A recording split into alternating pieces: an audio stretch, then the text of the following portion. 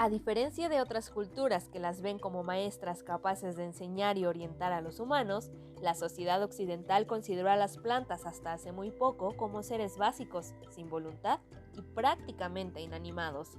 Seguramente a causa de las grandes diferencias que nos separan de ellas, las situamos en lo más bajo de la pirámide evolutiva, justo arriba de las piedras, y de ahí no se han movido en nuestro imaginario durante siglos y siglos, a pesar de que Darwin escribió tratados enteros sobre su fascinante naturaleza y hasta llegó a afirmar que las plantas tenían algún tipo de inteligencia.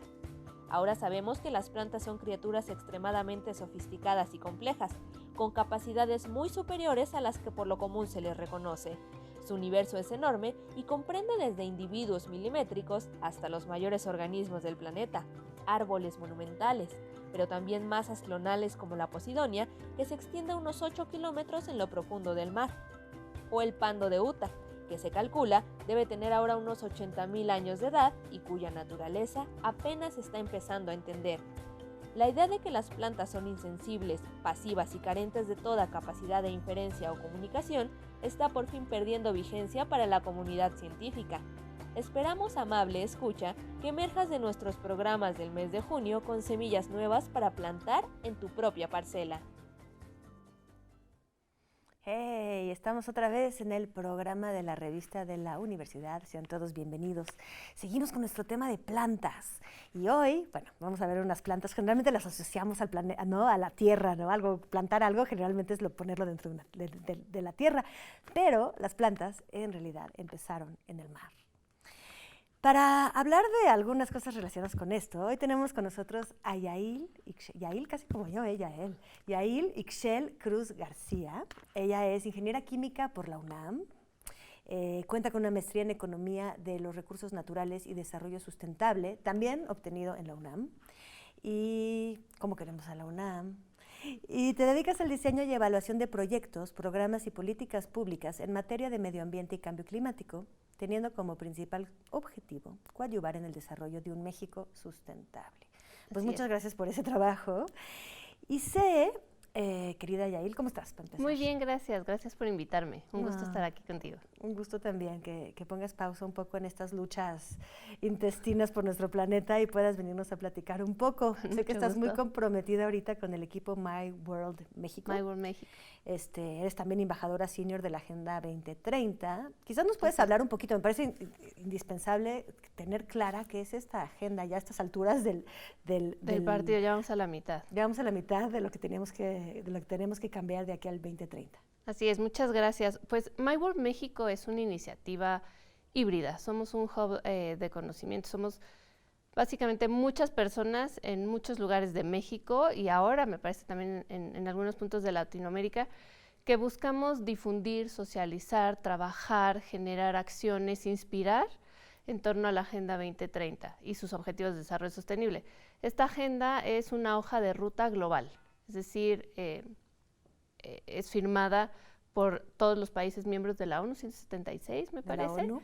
México como parte de estos países firmantes y con alguna historia previa, ¿no? Los objetivos de desarrollo del milenio, pero la idea son 17 objetivos que nos dicen en qué tenemos que trabajar en todas las latitudes, ¿no?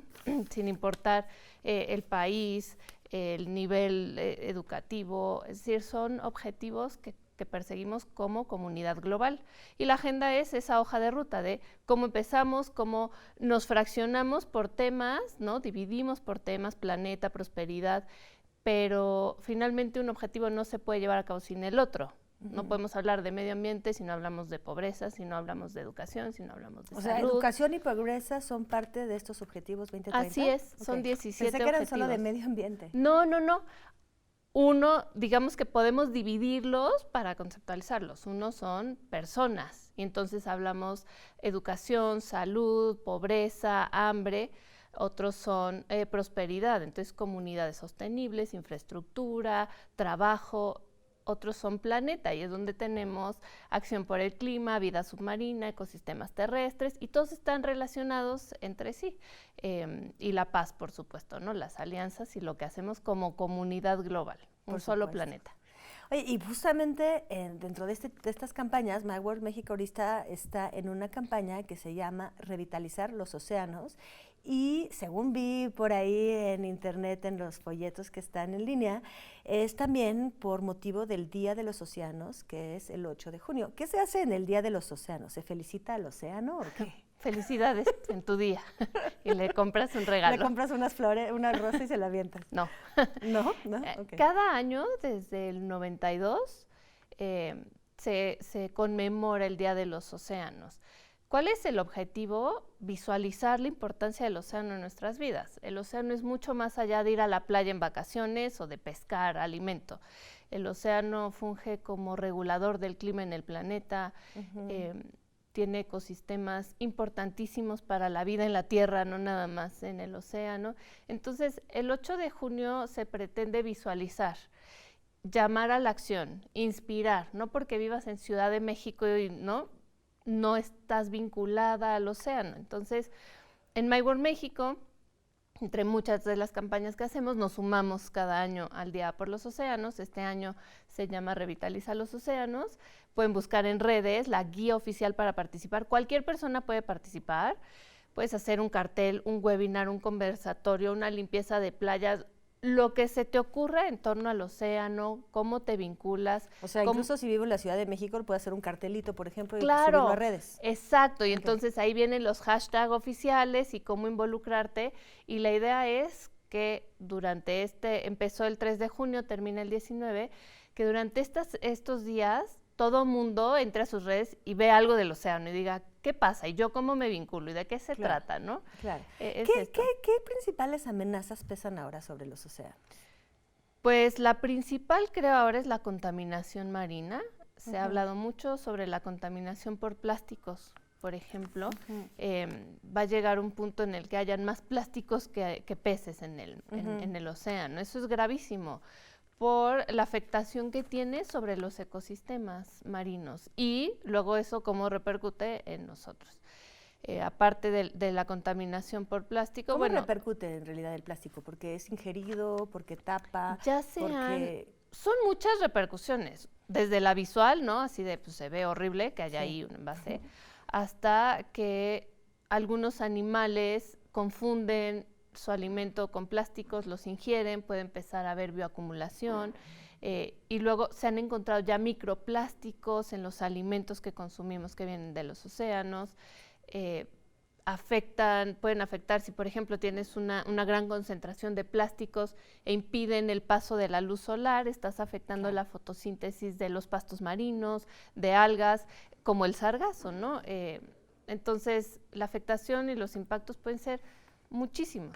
Claro, ahorita que hablas de pastos marinos, que hablas de algas, ya nos vamos acercando un poco más al tema de la revista, que son estas plantas que viven en el mar. De hecho, si entiendo bien, las plantas primero se desarrollaron en el agua, ¿no? En el agua. Tenemos de hecho un artículo en la revista de la Universidad súper, pues, bien escrito y muy interesante sobre cómo en realidad las plantas para salir o sea, una planta que necesita, ¿no? Necesita luz y una fuente de carbono. ¿No? Una fuente de carbono, ¿no? Para hacer su fotosíntesis, agua. Ajá. Ya. Listo.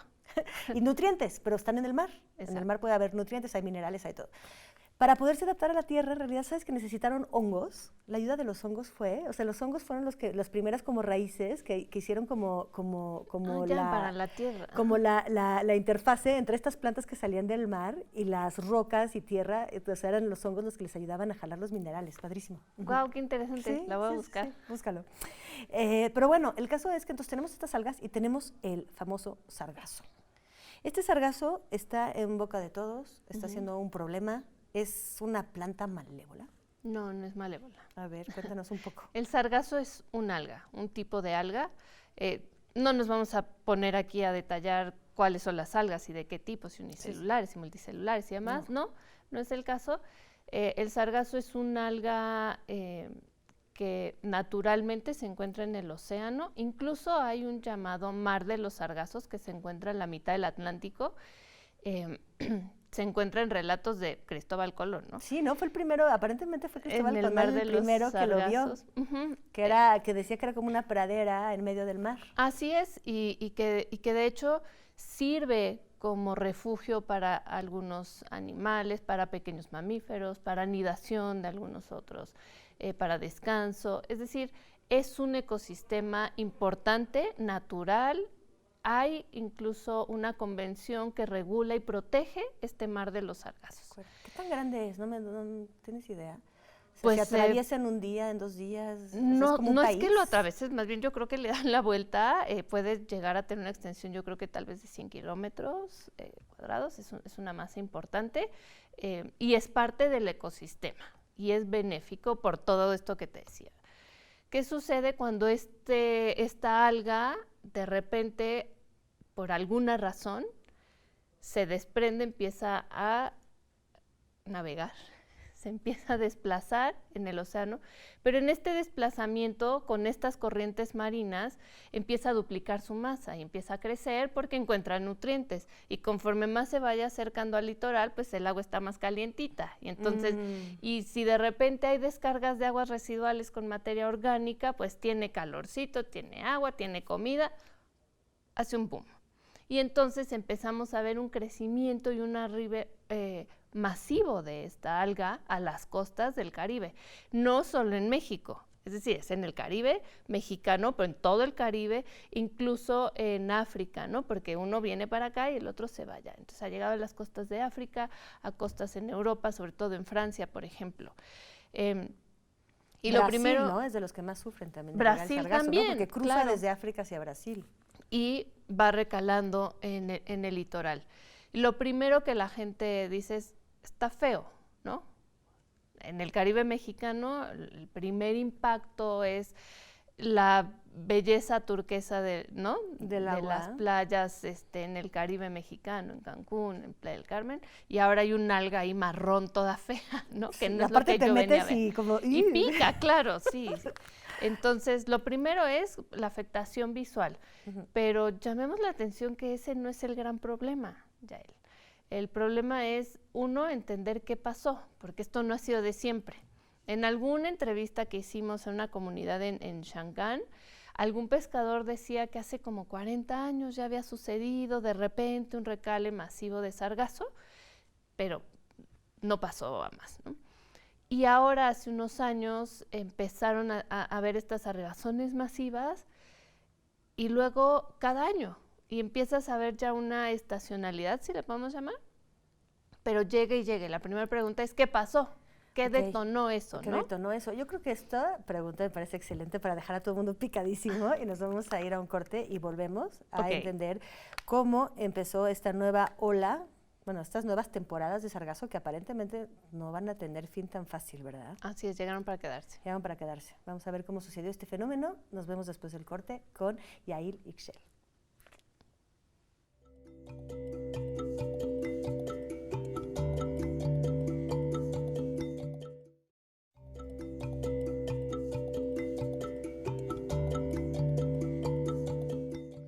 Bueno, pues nos quedamos con esta pregunta. ¿Qué pasó? ¿Qué provocó esta salida de los sargazos, de su mar de sargazos, donde estaban contentitos, ¿no?, en su país de sargazos, para conquistar las playas del mundo y arruinárnoslas, en cierto modo?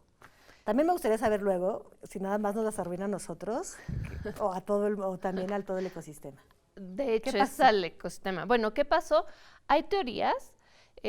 La principal o la más fuerte es que el cambio climático, con estas variaciones de temperatura en el mar, variando la temperatura promedio del mar, generó un cambio de corrientes, condiciones distintas, que entonces propiciaron este crecimiento y que entonces empezara a crecer y a dirigirse.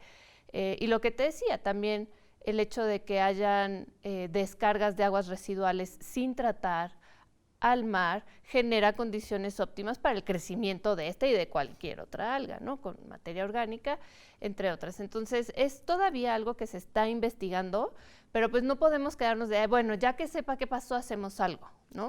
Claro. Cada año está afectando.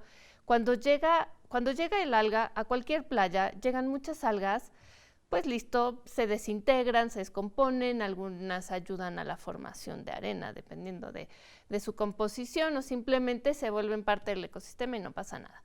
Cuando te llegan de repente toneladas de sargazo que generan tal vez 10 centímetros de acumulación o más, Y una vez en la playa empiezan a descomponerse, entonces eso Claro, porque ya no es, se quedan en el mar, sino el mar las arroja. las va aventando, las va arrojando y hay muchísimos impactos. Desde que está en el mar, si por ejemplo empieza a recalar, pero se acumula también en el mar porque digamos ya no cabe o se va saliendo poco a poco, genera una mancha. Y entonces, lo mismo que pasa que comentabas hace rato, impide el paso de la luz solar y está afectando a los pastos marinos. Está afectando al arrecife de coral, que no es una planta, ¿no? Son animales, pero está habiendo afectación por esta acumulación, como una cortina, ¿no? Le estás poniendo ahí una capa encima que no debería de ir. Entonces rompes el equilibrio de ese ecosistema.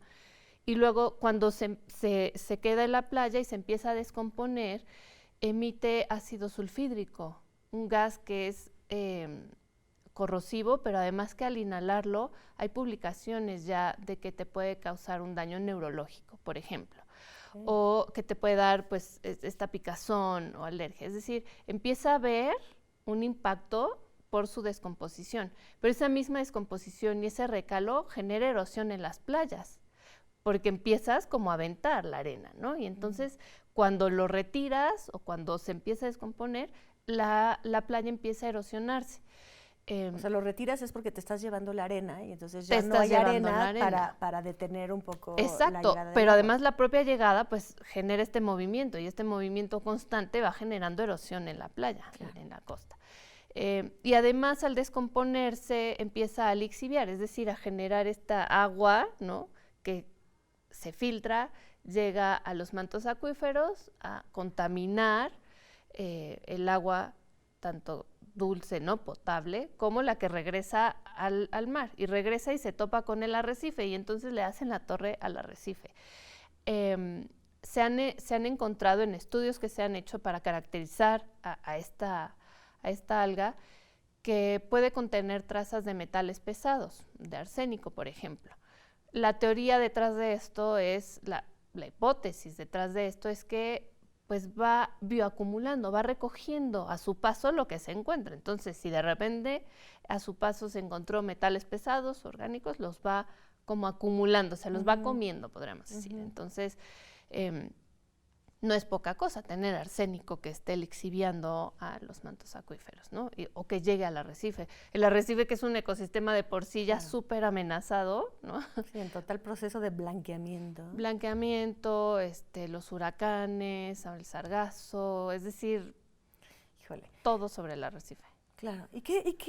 ¿Cómo puede evitarse esta llegada masiva? O sea, ¿ya tenemos algún tipo de solución a este problema?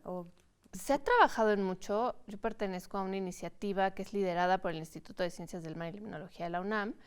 En la iniciativa somos muchas personas, igual como desde muchos sectores y desde muchas áreas del conocimiento, intentando saber de dónde viene, a dónde va, qué le hacemos. Entonces, claro, porque es sistémico, ¿no? O sea, no lo va a solucionar solo la biología marina. Exacto. ¿No? Te necesitamos como lo que estamos entendiendo para el cambio climático, ¿no? Exacto, muchas especialidades que trabajen juntas. Somos de academia, ONG, sector privado, y lo primero que decimos es, a ver, se requiere seguir trabajando en el qué sucedió, ¿no? Para ver si se puede controlar desde ahí. 2, hacer un monitoreo sistemático. O sea, no esperarte a que te recalen, ¿no? 100 toneladas en tu playa para decir, ay, ya llegó el sargazo, recógelo, sino intentar predecir, ¿no? ¿Qué está pasando? Si hay estacionalidades, si observas satelitalmente o con unos globos aerostáticos específicos que se están investigando también. Ahí viene la mancha del sargazo, bueno, luego una modelación matemática, porque no es que esté aquí y en línea recta se venga, ¿no? Tienen que ver corrientes, tiene que ver la batimetría, muchísimos factores, el clima, vientos. Entonces, también se está desarrollando un modelo matemático que permita decir, si lo encontraste aquí, en el tiempo, lo puedes pescar, si así podemos decirlo, acá. Y luego una recolecta en el mar. Pero nuevamente, si es un ecosistema vivo, ¿no? Pues puede traer mamíferos pequeños o peces. Entonces, ¿cómo recoges en el mar sin afectar esta fauna, si es que la vas a afectar. Y luego cómo lo procesas y luego lo que te quede, la colecta en tierra y luego qué haces. Porque esta es una pregunta que yo aquí dejo al aire. Podemos leer y leer desde hace muchos años que si la Marina recogió 1,000 toneladas, que si los hoteleros en Riviera Maya recogieron tantas toneladas, que si... ¿Dónde están esas toneladas de sargazo, Yael? No sé, tú dime. No tengo idea. ¿Dónde podrían estar si son toneladas y toneladas que sacan en camiones y camiones? Y hasta donde sé, no hay un sitio especializado para su confinamiento y tratamiento final. O sea, las avientan por ahí en un manglar o vaya uno a saber en dónde. No sé. Y los recubrimos como si fuera basura. No sé. No sabemos. Puede ser. Okay, un cenote, ¿no? Una sascavera. Un sitio mal acondicionado, porque puede haber un sitio que hayan dicho ahí. Pasa lo que tú dijiste, se empieza a filtrar sustancias que no pertenecen a ese ecosistema y a contaminar. Exacto. Entonces, ese es uno, por ejemplo, de los grandes impactos de, ya lo recogiste, ya no se ve fea tu playa, listo. ¿Qué le haces después? Pues lo estético es lo de menos, ¿no? Exacto, vimos que es el ecosistema que es muy frágil, muy complejo y que hay que atender porque si no, más allá de que se vea fea tu playa, te puede contaminar tu fuente de agua potable, tus plantas, tus alimentos. Por supuesto, a veces quizás nos es difícil comprender la masividad de esto, ¿no? Porque tú ves el mapa y además vemos los dibujos te explican la corriente, aquí está el mar de los sargazos, es como de, bueno, empújalo de regreso al mar de los sargazos y no ya, es tan fácil, ¿no? Sí, exacto. Porque, o sea, no basta, o sea, no tenemos Sóplale. la capacidad, sí, ¿no? Sí. Regrésenlos y ya. O sea, es una masa incontrolable. Incontrolable, dimensiones, y lo que te decía, no nada más viene, sino que en su trayectoria va duplicando, puede duplicar su masa en cuestión de 18 o 20 días. Es un monstruo. Es un monstruo. Y entonces afecta a los ecosistemas, está erosionando la playa, está erosionando la vida humana, o sea, la gente se tiene que ir. Bueno, digamos que el sector turístico se ve muy afectado, claro. Pero si decimos, bueno, quitemos el sector turístico, al final es algo añadido. No hay también este gran inquietud de que en realidad es un síntoma más del calentamiento global, que es un síntoma más del no podemos hacer nada, o sea, quitamos el sargazo, pero la catástrofe ya está aquí de alguna manera. O sea, si descubrimos, como dices, ¿qué lo provocó? Lo provocó un aumento de temperatura. Y luego, ¿cómo le hacemos? O sea, ya sabemos eso, pues ya sabemos que aumentó la temperatura, ¿qué vamos a hacer? Pues, más que sumarnos al pesimismo, decir, se acabó la catástrofe y aquí se acabó el mundo, pues verlo y trabajar en medidas de adaptación, ¿no?, al cambio climático. Es decir, son fenómenos que tal vez llegaron para quedarse. ¿Cómo podemos hacerle frente? ¿Cómo podemos aprender? ¿Cómo podemos mitigar ¿no?, en la medida de lo posible? Pero sobre todo, ¿cómo nos adaptamos? ¿Cómo trabajamos de forma coordinada, gobierno, academia, sociedad civil, organizada? Es decir, todos tenemos algo que hacer al respecto y no nada más vénganse a limpiar, ¿no? Tráiganse su pala, no. Hacer conciencia, hacer un llamado, oye, vamos a asegurarnos de no contaminar, de no generar más nutrientes para este tipo de fenómenos, vamos a tener sistemas de alerta temprana, vamos a comunicar, vamos a dejar de ver al sargazo como lo peor que nos ha pasado en la vida, ¿no? Bueno, ahí está. Y tú que estás, metida en muchísimas, es una consultora de muchas organizaciones, desde el WWF en el tiempo, o sea, has estado en muchos lugares, ahorita en My World México. ¿Qué es lo que impide que cumplamos los objetivos, por ejemplo, de la Agenda 2030, los objetivos de los acuerdos de París? O sea, ¿recaen los individuos, recaen los gobiernos? ¿Qué es lo que no está funcionando? O sea, en realidad hablamos mucho, pero hacemos poco. ¿Qué pasa? Voluntad.